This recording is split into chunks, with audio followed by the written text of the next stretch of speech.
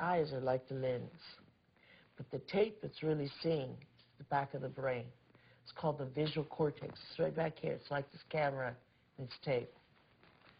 Did you know that the brain imprints what it has the ability to see? Now, this is important. For example, this camera is seeing a lot more around me than what is here, because it has no objection and no judgment.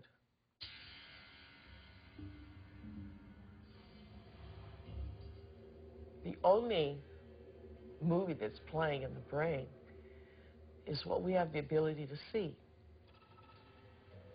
So is it possible our eyes, our cameras see more than what our brain has the ability to consciously project? Well, the way our brain is wired up, we only see what we believe is possible. We match patterns that already exist within ourselves through conditioning. So a wonderful story that I believe is true is that when the Indians, the Native American Indians on the Caribbean islands saw Columbus's ships approaching, they couldn't see them at all because it was so unlike anything they had ever seen before. They couldn't see it. When Columbus's armada landed in the Caribbean, none of the natives were able to see the ships, even though they existed on the horizon.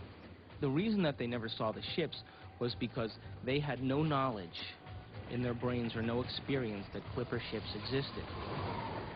As far as whether or not we're just living in a big holodeck or not, it's a question that we don't necessarily have a good answer to. I think this is a big philosophical problem that we have to deal with in terms of what science can say about our world, because we are always the observer in science. So we are still always constrained by what is ultimately coming into the human brain that allows us to see and perceive the things that we do.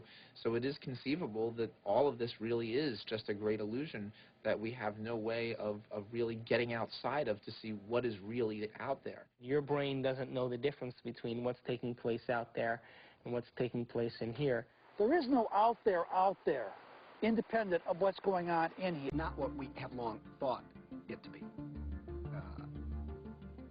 To the scientist, matter has always been thought of as sort of the ultimate in that which is static and predictable. Within all the atoms and molecules, all the space within the particles take up an insignificant amount of the volume of an atom or molecule, the fundamental particles. The rest of it is vacuum. In fact, the universe is mostly empty.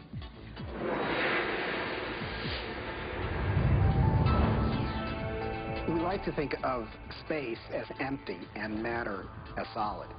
But in fact, there is essentially nothing to matter whatsoever. It's completely insubstantial. Take a look at an atom. We think of it as a kind of hard ball.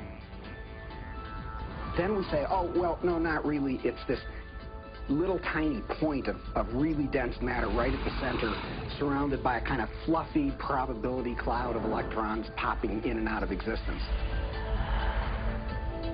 But then it turns out that that's not even right. Even the nucleus, which we think of as so dense, pops in and out of existence just as readily as the electrons do.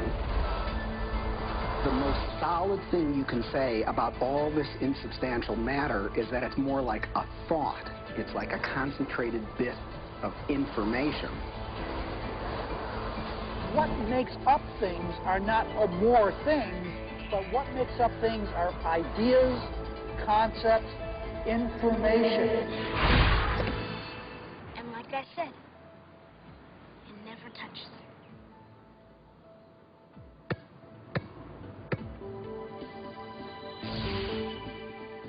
Those electrons build up a charge and push the other electrons away before they touch.